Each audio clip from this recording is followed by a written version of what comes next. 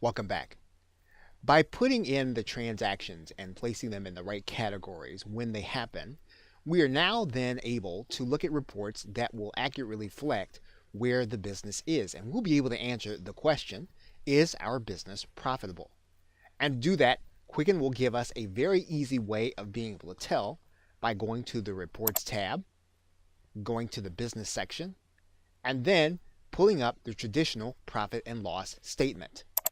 When we pull up this statement, you're going to get a year-to-date number. What you'll want to do is you'll first want to look at the month-to-date number.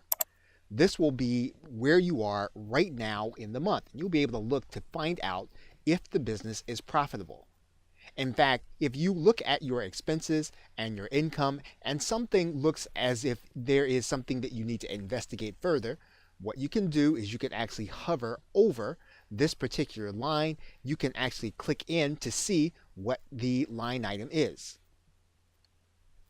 You can actually click in even further to determine where these transactions actually were, what account they came out of, and then you can actually see the individual transaction and where they actually came from.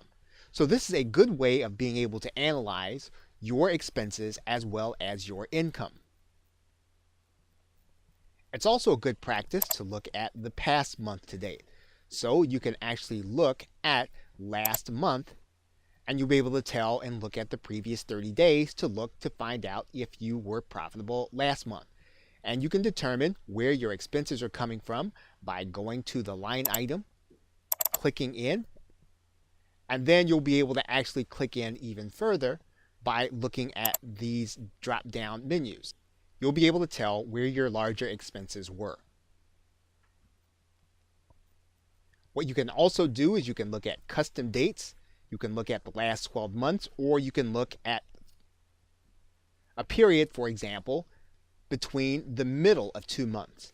You can actually look to find out where you're profitable and where you aren't. Although this data always resides in Quicken, what you can actually do is you can actually print the report, you can actually save it, and then place it into a file where you can back it up in another location. But remember, the key to a good financial statement is making sure that the details that you add in are correct when you categorize the expenses as you experience them. Okay, so with that, thanks, and I will see you in another video.